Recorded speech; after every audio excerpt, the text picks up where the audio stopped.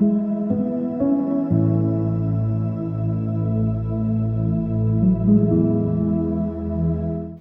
ಕ್ರಿಸ್ತನಲ್ಲಿ ಪ್ರೀತಿಯುಳ್ಳ ದೇವಜನರೇ, ನಿಮ್ಮೆಲ್ಲರನ್ನ ಈ ಪರಿಶುದ್ಧ ಬೆಳಗಿನ ಜಾವದಲ್ಲಿ ತುಂಬ ಹೃದಯದಿಂದ ವಂದಿಸುವವನಾಗಿದ್ದೇನೆ.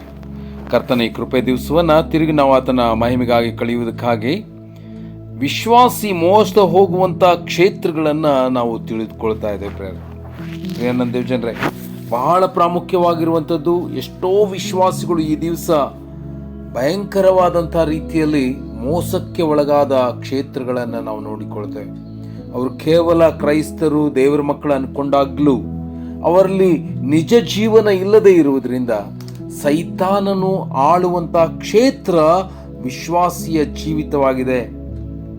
ಅದಕ್ಕಾಗಿ ನಾವು ಬಹಳಷ್ಟು ಎಚ್ಚರಿಕೆಯನ್ನು ವಹಿಸುವವರಾಗಿರಬೇಕು. ನನ್ನ ಪ್ರೇರಣೆ, ಈ ದಿವಸ ನಾವು ಯಾರು ದೇವರ ವಾಕ್ಯಕ್ಕೆ ಪೂರ್ಣವಾದ ರೀತಿಯಲ್ಲಿ ತಮ್ಮನ್ನು ಸಮರ್ಪಣೆ ಮಾಡಿಕೊಳ್ಳುವುದಿಲ್ಲವೋ, ವಾಕ್ಯದ ಪ್ರಕಾರ ನಡೆಯುವುದಿಲ್ಲವೋ ಅವರು ಮೋಸ ಹೋಗ್ತಾರೆ ಎಂಬುದಾಗಿ ಯಾಕೋಬನು ಬರೆದ ಪತ್ರಿಕೆ 1ನೇ ಅಧ್ಯಾಯದ 22ನೇ ವಚನದಲ್ಲಿ, ವಾಕ್ಯದ ಪ್ರಕಾರ ನಡೆಯುವರಾಗಿರ್ರಿ, ಅದನ್ನು ಕೇಳುವವರು ಮಾತ್ರವೇ ಆಗಿದ್ದು ನಿಮ್ಮನ್ನು ನೀವೇ ಮೋಸಗೊಳಿಸಿಕೊಳ್ಬೇಡ್ರಿ. ಪವಿತ್ರಾತ್ಮನು ನೇರವಾಗಿ ಹೇಳುವುದನ್ನು ನಾವು ನೋಡ್ಕೊಳ್ತೇವೆ. ಯಾರು ವಾಕ್ಯದ ಪ್ರಕಾರ ನಡೆಯುವುದಿಲ್ಲವೋ ಅವರು ನೇರವಾಗಿ ಮೋಸಕ್ಕೆ ಒಳಗಾಗ್ತಾರೆ.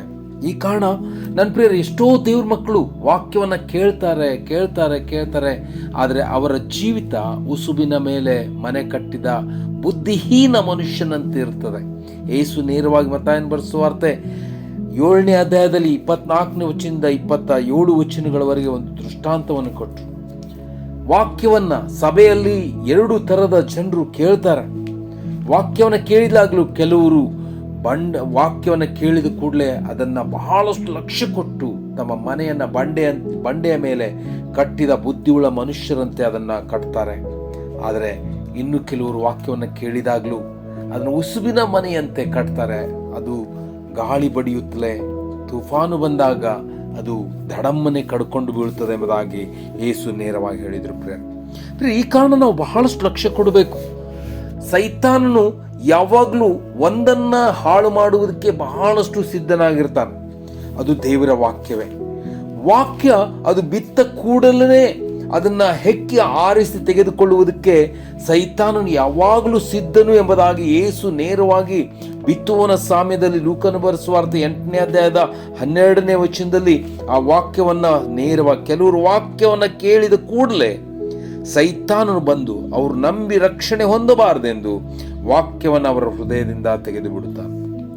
ಇದು ನೇರವಾಗಿ ಭಯಂಕರವಾದ ರೀತಿಯಲ್ಲಿ ಅವನ ಜೀವಿತವನ್ನು ನಷ್ಟಕ್ಕೆ ಗುರಿ ಮಾಡಿಕೊಳ್ಳುವುದನ್ನು ಇಲ್ಲಿ ತೋರಿಸುತ್ತದೆ ಪ್ರಿಯರೇ. ಅದಕ್ಕಾಗಿ ನನ್ನ ಪ್ರಿಯ ದೇವಜನರೇ, ಒಬ್ಬ ದೇವರ ಮಕ್ಕಳಲ್ಲಿ ವಾಕ್ಯ ಎಲ್ಲಿಯವರೆಗೆ ಅವನಲ್ಲಿ ಕೆಲಸ ಮಾಡುವುದಿಲ್ಲವೋ ಅವನು ಮೋಸಕ್ಕೆ ಒಳಗಾಗಿರ್ತಾನೆ. ಅವನು ಆತ್ಮಿಕ ಓಟವನ್ನು ಓಡುವುದಕ್ಕಾಗುವುದಿಲ್ಲ.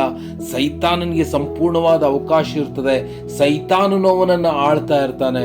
ಅದಕ್ಕಾಗಿ ಯೇಸು ನೇರವಾಗಿ ನಮಗೆ ಹೇಳಿರುವಂತ ಒಂದೇ ಒಂದು ಸಂಗತಿ ಏನಂದ್ರೆ, ಮನುಷ್ಯನು ಆಹಾರ ಮಾತ್ರದಿಂದ ಬದುಕುವುದಿಲ್ಲ, ದೇವರ ಬಾಯಿಂದ ಹೊರಡುವ ಪ್ರತಿಯೊಂದು ಮಾತಿನಿಂದ ಬದುಕ್ತಾನೆ, ವಾಕ್ಯದಿಂದ ಬದುಕ್ತಾನೆ ಎಂಬುದಾಗಿ ಹೇಳಿದರು. ಒಬ್ಬ ವಿಶ್ವಾಸಿಯ ಜೀವಿತ ಯಾವಾಗಲೂ ದೇವರ ವಾಕ್ಯವಾಗಿರ್ಬೇಕು. ಪ್ರಕಟಣೆ ನಾವು 22ನೇ ಅಧ್ಯಾಯದ 7ನೇ ವಚನದಲ್ಲಿ ನಾವು ನೋಡ್ಕೋತೇವೆ, ಈಗೋ ಬೇಗನೆ ಬರ್ತೇನೆ, ಈ ಪುಸ್ತಕದಲ್ಲಿ ಬರೆದಿರುವ ಪ್ರವಾದನ ಮಾತುಗಳನ್ನು ಕೈಕೊಂಡು ನಡೆಯುವವನು ಧನ್ಯನು ಎಂಬುದಾಗಿ ಹೇಳಿದ್ರು. ಪ್ರಿಯರೇ, ಯಾರು ಈ ವಾಕ್ಯಗಳನ್ನು ಕೈಕೊಂಡು ನಡೀತಾರೋ ಅವರು ಮಾತ್ರ ಧನ್ಯರಾಗಿರ್ತಾರೆ. ಅದಕ್ಕಾಗಿ ನಮ್ಮ ಜೀವಿತದಲ್ಲಿ ಬಹಳಷ್ಟು ದೇವರ ವಾಕ್ಯವನ್ನು ನಮ್ಮ ಹೃದಯದಲ್ಲಿ ಸಮೃದ್ಧಿಯಾಗಿ ತುಂಬಿಸಿಕೊಳ್ಬೇಕೆಂಬುದಾಗಿ ಪವಿತ್ರಾತ್ಮ ನಮಗೆ ನೇರವಾದ ಕರೆಯನ್ನು ನಾವು ನೋಡ್ಕೋತೇವೆ. ಕೊಲೊಸ್ಸೆದವರು ಬರೆದ ಪತ್ರಿಕೆ 3ನೇ ಅಧ್ಯಾಯದ 16ನೇ ವಚನದಲ್ಲಿ, ಕ್ರಿಸ್ತನ ವಾಕ್ಯವು ನಿಮ್ಮಲ್ಲಿ ಸಮೃದ್ಧಿಯಾಗಿ ವಾಸಿಸಲಿ ಎಂಬುದಾಗಿ ಕರೆಯುತ್ತಿರುವುದನ್ನು ನಾವು ನೋಡ್ಕೋತೇವೆ. ಎಷ್ಟೋ ದೇವರ ಮಕ್ಕಳ ಕಡೆ ದೇವರ ವಾಕ್ಯ ಅದು ಇಲ್ಲದೆ ಇರುವುದರಿಂದ ಅವರ ಜೀವಿತವನ್ನು ಸಂಪೂರ್ಣವಾದ ಮೋಸಕ್ಕೆ ಒಳಪಡಿಸಿ ತಮ್ಮ ಜೀವಿತವನ್ನು ಹಾಳು ಮಾಡಿಕೊಳ್ತಾರೆ. ನಂತರದಲ್ಲಿ ಬಹಳಷ್ಟು ಕಷ್ಟ ದುಃಖಗಳಿಗೆ, ವೇದನೆಗೆ ಒಳಪಟ್ಟು ದೇವರಿಂದ ದೂರ ಹೋಗಿ ತಮ್ಮ ಜೀವಿತವನ್ನು ನಷ್ಟಕ್ಕೆ ಗುರಿ ಮಾಡಿ. ಈ ಕಾರಣ ಈ ಬೆಳಗಿನ ಜಾವದಲ್ಲಿ ಒಂದು ಬಹಳಷ್ಟು ಬಲವಾದ ಆಲೋಚನೆಗೆ ಒಳಪಡೋಣ. ನಾನು ಹಗಲಿರುಳು ದೇವರ ವಾಕ್ಯವನ್ನು ಧ್ಯಾನಿಸಿ ಅದರಲ್ಲಿ ಬರೆದಿರುವುದನ್ನೆಲ್ಲ ಕೈಕೊಂಡು ನಡೆದು ಕರ್ತನಿಗಾಗಿ ಆತನ ಮಹಿಮೆಗಾಗಿ ಜೀವಿಸುವ ಮಹಿಮೆಯುಳ್ಳ ಶಿಷ್ಯನಾಗಿ ಬದುಕ್ತೇನೆಂಬ ಈ ಬಲವಾದ ತೀರ್ಮಾನವನ್ನು ತೆಗೆದುಕೊಂಡು ಕರ್ತನಿಗಾಗಿ ಜೀವಿಸುವಂತೆ ನಮ್ಮನ್ನು ಸಮರ್ಪಣೆ ಮಾಡಿಕೊಳ್ಳೋಣ. ಆ ರೀತಿಯಲ್ಲಿ ಆಗುವಂತೆ ಕರ್ತನು ನಿಮ್ಮನ್ನು ಆಶೀರ್ವದಿಸಲಿ. Thank you.